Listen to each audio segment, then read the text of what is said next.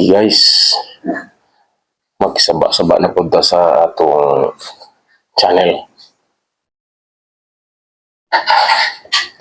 Assalamualaikum warahmatullahi wabarakatuh mga kapatid ko sa agama Islam.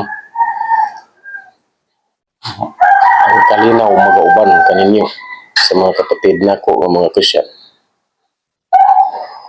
Mga mama, mga sir, nga napunta sa atong channel. Saba-saba na punta. Ang atong content karon kini ang puasa. Kay karon nga bulan, ang bulan sa Ramadan. Ang pagpuasa sa tanan Muslim sa tibuok kalibutan na 6 days na 7 days. Ingani, i-explain ako sa inyo sa mga Christian, sa mga kapatid na ko mga Christian kung unsa ang puasa. Ang puasa, sugo gini sa Allah, sugo gini sa Diyos. Maskin gani si Jesus nagpuasa o 40 ka adlaw o 40 ka gabi. Nagpuasa si Jesus. Dili ingon nga sugo lang ni sa mga Muslim, kundi tanan tao sa tibuok kalibutan. Ang kailangan magpuasa nasa Quran, napod sa Biblia, na maskin si Jesus gibuhat niya pagpuasa. Ang puasa, ingani, pinakauna diha, intensyon mo sa taas na nagpuasa ka. Para di ka batiun o kagutom, kauhaw, kakapoy. Hantod mahuman ang Ramadan. Kaya imagine ninyo, ang last na mo nga kaon, 4:30 in the morning. Magkakaon mi balik 5:50 sa PM. Diba? Kung dili nimo intensyon, dili ka mo dasal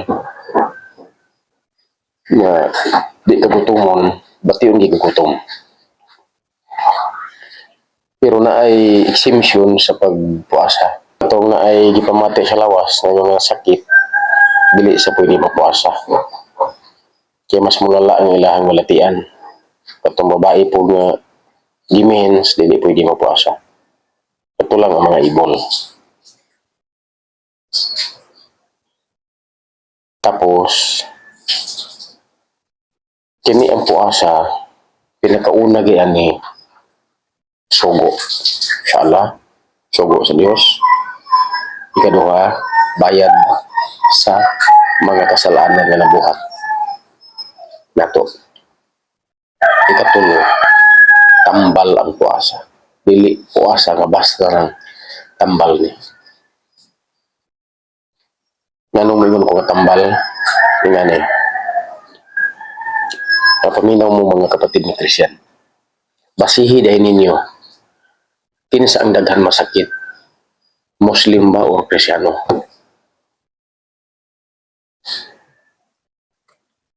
Basihin ninyo ng inyong galon. Kuhan ni kagalon. Diba? Ang isa kagalon na ay sulod perminti nga tubig. Kining isa kagalon, inyo ninggi kulob. Pagkulob ani, abot ni sa kabulan ni mga gikulob ni mo ni nga galon. Impas gid ang lumot ani. Ang hugaw po ani, di na gid siya mudaghan, di na po siya kumbaga mabuhi. Ang kini ang isa, padayon gid ang lumot ani, padayon po ang iyahang hugaw ani. Kaya sige man nimo butangan og tubig. Tanaw ito mga kabo, ito mga balde, ito mga baso, kung di mo reglahon, pagitip din siya. Tingnan na ang explanation sa pagpuasa. Sige lang yung makita man ninyo sa screen ang naasasita sa Biblia ang pagpuasa kang Jesus. once a year kami magpuasa. Ang sulod sa katuig 12 months magpuasa mi og 1 month na 11 months na mo nga pre. Ang inyo wala din magpuasa. Kaon bisan unsa. Mo na mga sakit pud mo. Makita niyo sa dalan, makita niyo sa silingan, sa dapit, etc. sa mga kaanak ninyo na nga stroke tungod sa inyo ang pagkaon. Na wala mo limit, bisan unsa. Kaon ng krim baboy. Kaya maingon mo ang inyong simbahan, ang leader sa simbahan nga gilimpyuhan ako na sa Diyos.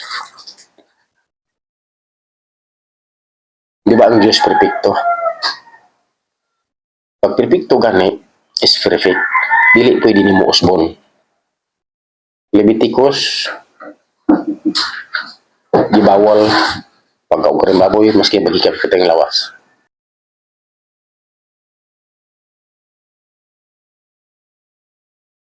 Mahugaw. Deuteronomo 14:8. Yung sa buhat Jis, bilimpyuhan ako no sa Dios. Kana nga Dios, wala na sa kwenta nga Dios.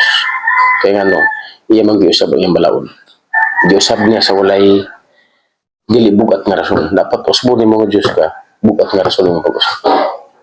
Muna nga, dako kayo ang benepisyo sa puasa.